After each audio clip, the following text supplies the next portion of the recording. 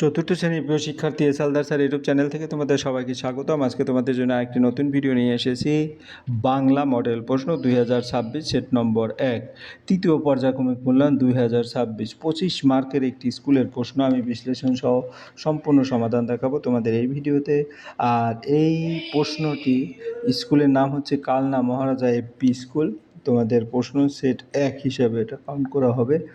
আর এই ভিডিওর শুরুতে আমি বলবো প্রতিটি প্রশ্ন তোমার কিন্তু আমি নিখুঁতভাবে বিশ্লেষণ করেছি। আশা করি এইরকমভাবে যদি প্রশ্ন তোমরা উত্তর দিতে পারো তাহলে তোমরা 50-এ 50 মার্কই পাবে। হ্যাঁ, আর তোমাদের ভিডিওর পাশাপাশি আমাদের সিলেবাসটাও আরও ডিটেলস বর্ণনা দিয়ে দিচ্ছি। যা হোক, তোমরা যারা এখনও আমার চ্যানেলটিকে সাবস্ক্রাইব করোনি তারা এখনই চ্যানেলটিকে সাবস্ক্রাইব করে বেল আইকনটি প্রেস করে দাও, এরকম আরও অনেক ভিডিও পাওয়ার জন্য। আর প্রথমেই বলবো আসলে যেমন ক্লাস 4 চতুর্থ শ্রেণী পাতাবাহারের ফার্স্ট টার্মে ছিল 1 থেকে 63 পৃষ্ঠা, সেকেন্ড টার্মে পেজ 64 থেকে 122 পৃষ্ঠা এবং থার্ড টার্মে হচ্ছে এবারের যে 123 থেকে 165 পৃষ্ঠার। ভাষা পাঠেরও কিন্তু পেজ 48 পৃষ্ঠা থেকে 59 পৃষ্ঠা পর্যন্ত। আমরা যদি দেখি এর মধ্যে কি কি আছে, বাংলায় পাতাবাহার যেটা বাঘা যতীন, পৃথিবীন্দ্রনাথ মুখোপাধ্যায়, আদর্শ ছেলে কুসুম কুমারী দাস, ওঠো ভারত লক্ষ্মী অতুল প্রসাদ সেন, যতীনের জুতো সুকুমার রায়, হেয়ালি নাট্য সুকুমার রায়, নইলে অজিত দত্ত, ঘুম পরাণীর ছড়া, স্বপন বুড়ো, মায়াদ্বীপ সুনীল গঙ্গোপাধ্যায় এবং ঘুম ভাঙানি মোহিতলাল মজুমদার। অর্থাৎ এই কয়টা কবিতা এবং গল্প থেকে কিন্তু তোমাদের প্রশ্ন আসবে। আর বাংলা ব্যাকরণের মধ্যে আছে পুরুষ, প্রথম মধ্যম উত্তম পুরুষ ভালো করে সে শিখবে, বিপরীত শব্দ, পদ পরিবর্তন, বিশেষ্য থেকে বিশেষণ ও বিপরীত, বাক্য পরিবর্তন, সরল জটিল, অনুচ্ছেদ রচনা যেমন গাছ আমাদের বন্ধু, বাংলার উৎসব একটি মেলা, নেতাজি সুভাষচন্দ্র বসু, ঈশ্বরচন্দ্র বিদ্যাসাগর, স্বামী বিবেকানন্দ। প্রথমেই দেখাবো আমরা যে স্কুল, যেটা কালনা মহারাজা এপি স্কুলের যে প্রশ্নটি, এই হচ্ছে তোমার প্রশ্নটি। আমরা একটু বড় করে দেখি। প্রশ্নের 1 নম্বরে আছে সঠিক উত্তরটি তলায় দাগ দাও। এখানে যে প্রশ্নটি আছে এর সঠিক উত্তরটি তলায় দাগ দিতে হবে, এটা 1 নম্বর। আবার 2 নম্বরের প্রশ্ন হচ্ছে শব্দার্থ লেখো, 3 নম্বরে শূন্য স্থানে সঠিক শব্দ বসাও, 4 নম্বরে বিপরীত শব্দ লেখো, 5 নম্বরে নির্দেশ মতো উত্তর দাও। তারপরে 6 নম্বরে সমার্থক শব্দ লেখো, 7 নম্বরে হচ্ছে তোমার নিচের কোন বাক্য কোন ভাব প্রকাশ পেয়েছে তা লেখো। এখানে তোমার দেওয়া আছে, হিন্স দেওয়া আছে, শব্দ যুগলের অর্থ পার্থক্য লিখতে বলছে। 8 নম্বরে 9 নম্বরে নির্দেশ মতো উত্তর দাও।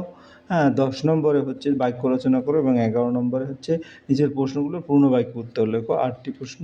এবং সর্বশেষ 12 নম্বর হচ্ছে শরৎকাল অথবা তোমার প্রিয় খেলা বিষয়ে 4টি বাক্য লেখো, 4 মার্ক। হ্যাঁ, আমরা এক এক করে প্রশ্নটি দেখে নিলাম, এখন আমরা উত্তর দেখব।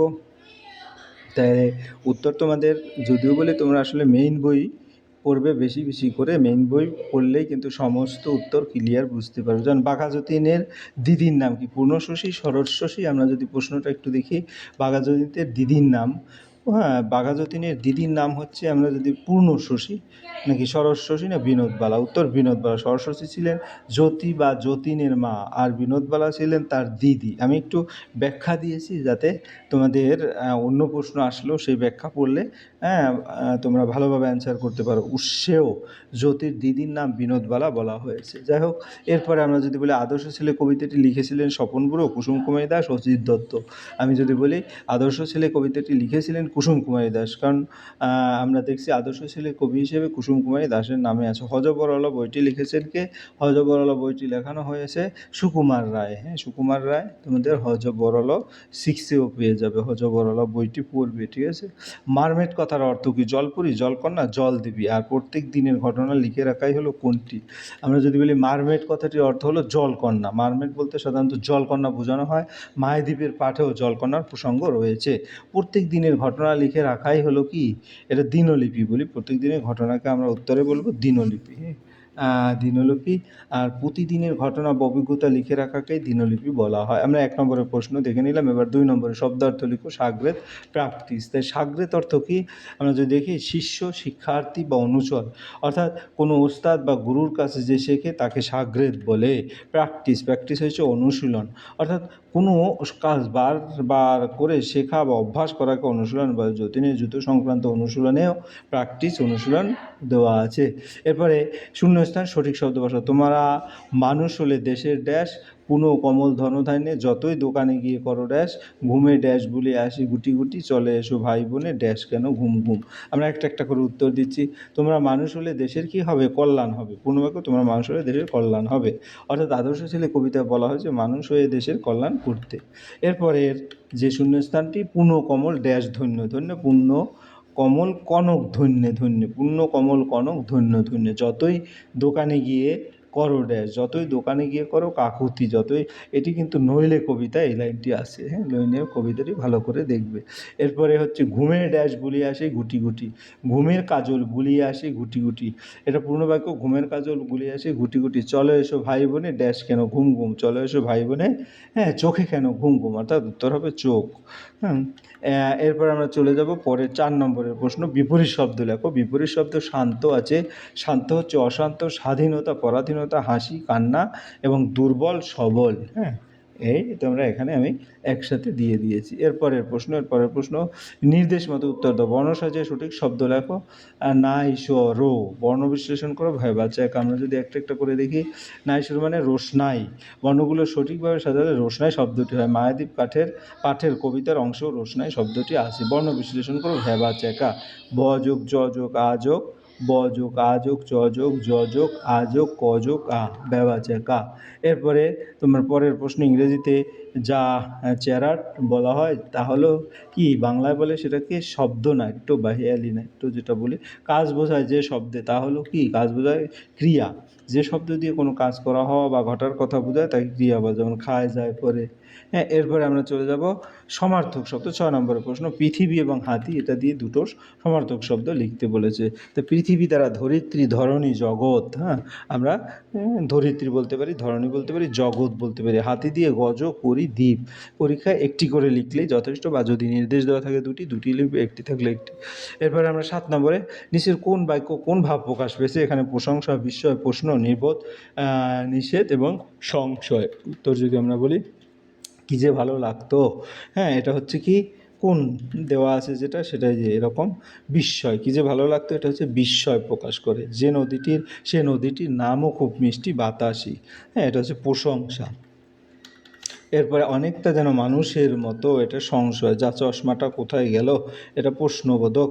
না না, ওখানে নামা যাবে না, এটা নিষেধ। মায়াদ্বীপ পাঠে ওখানে নামা যাবে না কথাটা নিষেধ বোঝাচ্ছে, এবং সেখানে সাপ থাকার কথাও বলা হয়েছে যেখানে। হ্যাঁ, এরপর আমরা চলে যাব পরের প্রশ্ন, শব্দযুগলের অর্থ পার্থক্য লেখো। দয় বয়ে দীর্ঘিকার প্রদীপ, দয় দীর্ঘি প্রদীপ, সাপ দন্ত সে আকার সাপ, দ্বীপ। হ্যাঁ, দ্বীপ চারিদিক জলবেষ্টিত স্থলভাগ, দ্বীপ হচ্ছে প্রদীপ বা আলো দেওয়ার বস্তু, সাপ হচ্ছে সাপ। অভিশাপ বা কুপ্রার্থনা, সরীসৃপ প্রাণী। এই অর্থ পার্থক্য এরপরে যদি আমরা পরের প্রশ্ন দেখি, তাহলে পরের প্রশ্ন হচ্ছে কি, তোমার হলো কত নম্বর আমরা দেখি, 9 নম্বর, নির্দেশ মতো উত্তর দাও। জ্যোতি বাউল গান শুনে এই বাক্যের কর্তা হলো ড্যাশ। এই বাক্যের কর্তা হলো, আমরা যদি এক এক করে দেখি, 9 নম্বরে, জ্যোতি বাউল গান শুনে। জ্যোতি হচ্ছে কর্তা, কারণ কে শোনে? জ্যোতি। মা সাঁতার শেখাতেন। হ্যাঁ, এর কর্ম হচ্ছে সাঁতার। কি শেখাতেন? সাঁতার। পাঠ্যে মা সাঁতার শেখাতেন, বাক্যটি কর্তা মা এবং কর্ম সাঁতার বলা হয়েছে। প্রিয়া দিয়াকে বই দিল, এখানে ক্রিয়া হচ্ছে দিল, কারণ কাজটি কি করা হয়েছে? দিল। সে বড় শান্ত মেয়ে, এখানে সর্বনাম কোনটি? এখানে সে হচ্ছে সর্বনাম, সে নামের পরিবর্তে ব্যবহৃত। কলমটি খুব সুন্দর, এখানে বিশেষ্য কোনটি? বিশেষ্য হচ্ছে কলম, একটি বস্তুর নাম। হ্যাঁ, এরপরে আমরা চলে যাব 10 নম্বরে, বাক্য রচনা করো।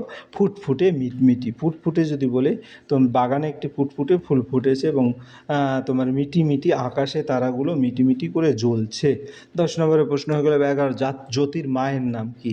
হ্যাঁ, এখানে টোটাল 8টা প্রশ্ন আসে, আমি এক এক করে উত্তর দেবো। জ্যোতির মায়ের নাম হচ্ছে সরস্বতী। পাঠভিত্তিক প্রশ্ন উত্তরে এই উত্তরটি দেওয়া আছে। যতীন কোন জিনিসটি সবচেয়ে বেশি যত্ন করতো? যতীন তার ঘুড়ির সবচেয়ে বেশি যত্ন করতো। যতীন অন্য জিনিসের মতো অযত্নে নষ্ট করলেও ঘুড়ি যত্ন করে সারিয়ে যতদিন সম্ভব পোড়াতো, এমনকি বিপদের সময় সেই যত্ন করা ঘুড়িই তাকে সাহায্য করেছিল। এরপরের প্রশ্ন, মায়াদ্বীপের ওনারা থাকেন, এখানে কাদের বলা হয়েছে? এখানে অশরীরী আত্মা বা ভূত প্রেতদের কথা বলা হয়েছে। কারণ তোমরা 1 নম্বরের প্রশ্ন এর বেশি লিখতে পারো। ওগো শোনো কান পেতে, কান পাতলে কি শোনা যাবে?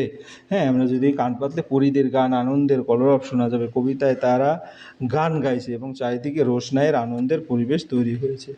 হ্যাঁ, এরপরের প্রশ্ন, কথায় না বড় হয়ে কাজে বড় হবে। কবি কি বোঝাতে চেয়েছেন? কবি বোঝাতে চেয়েছেন যে শুধু বড় বড় কথা বললেই ভালো মানুষ হওয়া যায় না, কাজের মাধ্যমে নিজের যোগ্যতা ও মানবিকতা প্রমাণ করতে হবে।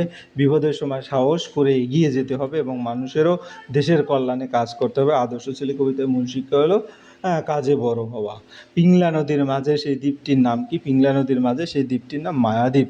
নদীর জল বেড়ে গেলে দ্বীপটি জলের নিচে চলে যায়, আবার জল কমলে দ্বীপটি দেখা যায়। এই রহস্যময় কারণেই তার নাম মায়াদ্বীপ। নইলে কবিতায় কীভাবে 12 ঘন্টা দাঁড়াতে বলা হয়েছে? পা দুটো ও মনটা স্থির করে 12 ঘন্টা দাঁড়াতে বলা হয়েছে, অর্থাৎ শরীর ও মনকে স্থির রেখে দীর্ঘ সময় দাঁড়িয়ে থাকার কথা বলা হয়েছে। নইলে কবিতায় এই কথাটি আছে। অখিল বন্ধু নিগুর ছদ্ম নাম কি? স্বপন বুড়ো। তো এক এক করে আমরা 11 নম্বরের প্রশ্ন দেখে নিলাম। এবারে 12 নম্বরের প্রশ্ন, শরৎকাল অথবা তোমার প্রিয় খেলা বিষয়ে 4টি বাক্য লেখো। তাহলে আমরা যদি শরৎকালে দিয়ে উত্তর লিখি, শরৎকাল। শরৎকাল হচ্ছে কি? শরৎকাল আমার খুব প্রিয় ঋতু। এই সময় আকাশ পরিষ্কার ও নীল থাকে, চারিদিকে সাদা কাশফুল ফুটে ওঠে এবং শিউলি ফুলের গন্ধে পরিবেশ সুন্দর হয়ে যায়। এই সময় দুর্গাপূজা হয় বলে শরৎকাল আমাদের সকলের আনন্দের ঋতু। এরকম করে তোমরা 4টি সেন্টেন্স লিখে দেবে। এরপর তোমার প্রিয় খেলা। আমার প্রিয় খেলা ফুটবল। আমি বন্ধুদের সঙ্গে মাঠে ফুটবল খেলতে ভালোবাসি। ছুটির দিনে আমরা সবাই মিলে ফুটবল খেলি। ফুটবল খেললে শরীর ভালো থাকে এবং আনন্দ পাওয়া যায়। এই ছিল এই ভিডিওর আদ্যপ্রান্ত। আশা করি ভিডিওটি ফার্স্ট টু লাস্ট যদি ভালো করে দেখো, এবং বইটাতেও কিন্তু আমি বারবার বলবো, বইয়ের কিন্তু কোনো বিকল্প নেই। বইটা বেশি বেশি করলে তোমরা কিন্তু দেখা গেছে প্রশ্নগুলি অনায়াসে উত্তর দিতে পারবে। যাই হোক, আমি যতটুকু যেভাবে লিখেছি এভাবে তোমরা যদি লিখতে পারো, আমার দৃঢ় বিশ্বাস তোমরা 50-এ 50 মার্ক তুলতে পারবে। পরিশেষে বলবো, ভিডিওটি দেখার জন্য অসংখ্য ধন্যবাদ। ভিডিওটি ভালো লাগলে লাইক, কমেন্ট, শেয়ার করতে ভুলবে না। वीडियोस এই बनाने পর্যন্ত, हैं ধন্যবাদ फिल्मोरा সবাইকে। है ना।